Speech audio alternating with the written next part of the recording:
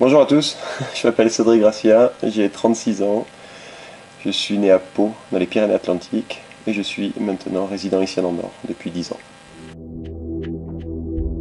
Je crois que depuis tout petit, j'ai eu un sacré problème, je crois, quand j'ai commencé à avoir à Noël des petites voitures rouges, un peu comme tout le monde. Et je me rappelle dire à ma mère, c'est bien de les avoir en miniature, mais maman, un jour j'en aurai une. Puis bon, moi j'ai fait du VTT, c'est mon autre passion, pas ma deuxième passion, mais une très grosse passion aussi. J'ai toujours aimé le deux roues, je faisais du BMX avant. Et je me suis consacré un peu plus tard entre le ski aussi, qui faisait partie de ma vie avec le BMX. J'ai arrêté le ski et je me suis mis au VTT.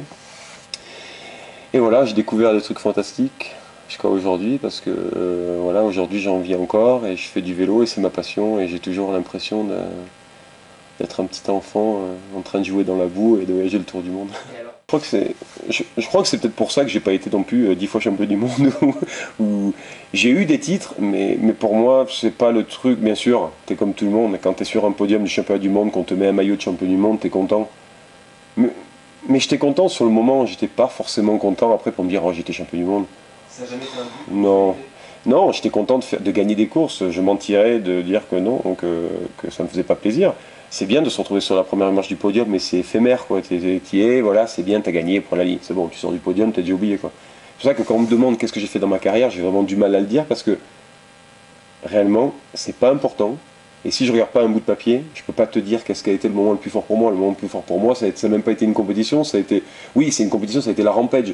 Parce que je me suis 2003, parce que je me suis amusé, il y avait des sauts énormes, il y avait pas forcément, il fallait pas arriver le premier en bas, mais il fallait faire n'importe quoi un peu.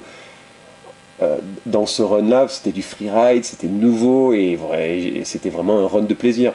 Donc après en compétition, oui, c'est l'adrénaline que tu cherches, mais bon, que tu fasses bien ou mal, à la fin du compte, moi j'étais content parce que j'étais avec mes amis et j'ai passé un bon moment et puis de toute façon j'ai donné tout ce que je pouvais donner, donc voilà, j'avais jamais trop de regrets. La punition, elle peut arriver, et que tu contrôles et que tu contrôles pas, c'est comme ça, il faut l'accepter, et c'est pour ça que j'aime ce sport-là. Bon, ça m'est arrivé ces dernières années, à peut-être ne plus remonter sur un vélo, ou presque mourir, voilà, mais bon, pour rien au monde, je le changerai, ça, c'est comme ça, moi je le sais depuis le début, ça que ça peut arriver, et voilà, et ça m'est arrivé, et voilà, c'est pas ce qui m'a fait aujourd'hui ranger mon vélo dans mon garage, je veux dire, bah celui-là je le touche plus, quoi. Bah non, le problème c'est que ça m'a donné encore plus envie d'en faire, parce que je me rends compte que c'est la seule chose qui me fait plaisir dans la vie avec les voitures.